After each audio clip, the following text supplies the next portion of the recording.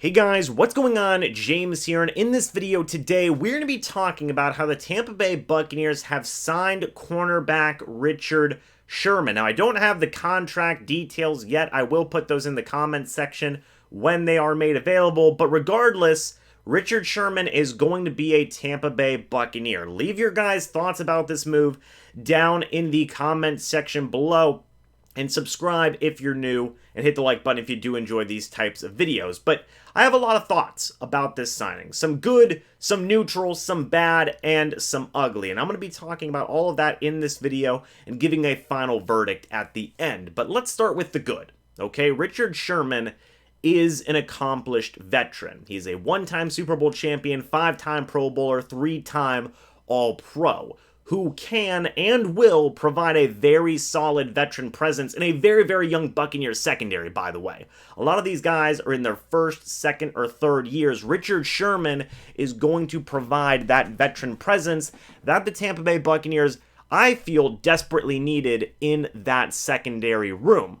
Also, there was a need at cornerback for the Tampa Bay Buccaneers. The Sean Murphy-Bunting injury is still a thing. Jamel Dean, he's improved a little bit from week 1, but it's not a guarantee that he will be able to consistently keep a good level of play. Ross Cockrell has struggled as well. So there was a need for a guy like Sherman, who gives you a guy, by the way, who doesn't need a lot of time to be ready, to get ready before he is able to play. Sherman can just come in, be ready to go, because he is that type of veteran. So there is a need there, and Sherman will be ready to go pretty darn quickly, in my opinion. Another thing you got to think about, Richard Sherman, I feel, is going to be a very, very good mentor for a guy like Carlton Davis. They are built the exact same way. They play a very similar style of football, big, physical types of cornerbacks, and I think that Sherman's going to teach a lot of small nuances to the game to Carlton Davis. And I think that's just going to be huge for the development of Carlton Davis. He's already a top half corner in the league, in my opinion. And I think with the help of Richard Sherman, he can grow to even greater heights. So I think that is absolutely huge in terms of the mentorship and development of Davis. And guys, at the end of the day, this is a low risk, high reward type of signing. If things don't work out for the Tampa Bay Buccaneers, they can move on very quickly with little to no damage in terms of cap space and in team chemistry as well. There isn't a great risk with signing Richard Sherman. And while Sherman isn't the same corner he once was, that is an important thing to note. I will get to that in a moment.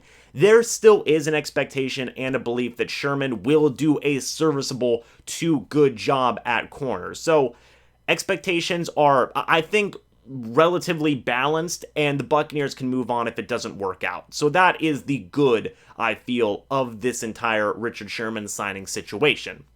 Kind of getting into some of the neutral thoughts here, there have been varying opinions as to whether Sherman is going to be a fit for Todd Bowles' defense, right? Todd Bowles, he likes his corners to be fast, press, man coverage type corners. However, a lot of people have pointed out in the past couple of weeks that Todd Bowles has been playing a lot of zone coverage, something that Richard Sherman is good at. People have been quick to point out that Richard Sherman, he is a zone corner primarily. He doesn't play a ton of man. Sure, he can do it, but his zone coverage is his main calling. Todd Bowles has been playing some zone coverage more in recent memory. So that I'm going to kind of leave up to your guys' interpretations. Leave your thoughts about that in the comments section below.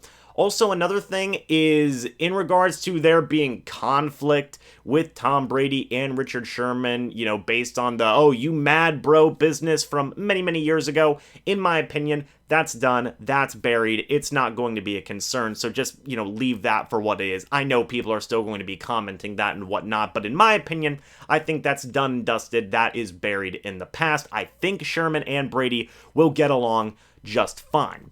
Going to the bad, however, Richard Sherman, he is an older corner. He's 33 years old, and he was already known for not being the fastest corner in the league, a little bit slow at times.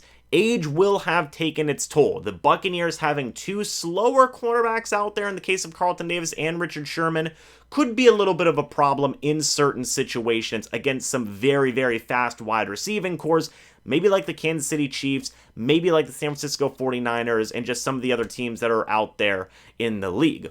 Also, people, kind of forget a little bit that Richard Sherman does have some injury concerns. Richard Sherman hasn't played a full 16-game season since 2016, and he only played in 5 games last year due to injury. How will his body be able to hold up, especially in older age at the age of 33? That is going to be a question that is going to be asked, and I feel that it is appropriate given Richard Sherman's recent history with some injury concerns there.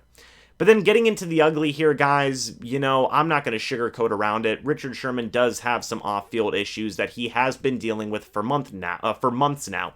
This isn't something that is new to the Tampa Bay Buccaneers in regards to having players and dealing with players with those situations. Look at Antonio Brown. Antonio Brown was able to turn that situation around, and right now he's been a model citizen for the Tampa Bay Buccaneers. I'm not saying that this is going to go one way or the other for Richard Sherman, but it definitely is something that is worth monitoring, if you will. So just kind of keep tabs on that.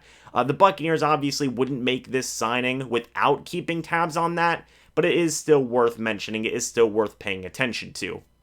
At the end of the day, guys, I feel that this is going to be a good signing. Despite some of the bad, despite some of the ugly, I feel the good heavily outweighs the bad.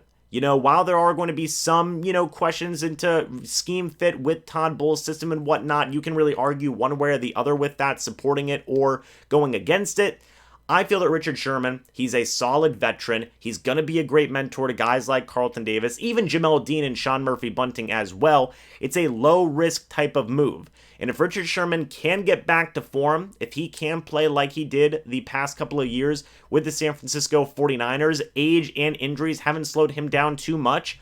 Overall, I feel this is a very, very good signing that can boost a Buccaneers secondary that has been dealing with some, not great play from the depth players and some injury problems as well. So I think that overall this is going to be a good signing for the Tampa Bay Buccaneers, and I do think it could work out. But what do you guys think about this move? Let me know your thoughts down in the comments section down below. What do you think about all the good, the neutral, the bad, and the ugly that I talked about in this signing? Give me your thoughts about that. Anyway, guys, thank you so much for watching this video. Hope y'all enjoyed, and I will see you all in the next video or the next live stream. But until then, and as always, guys, goodbye for now, and go Bucs.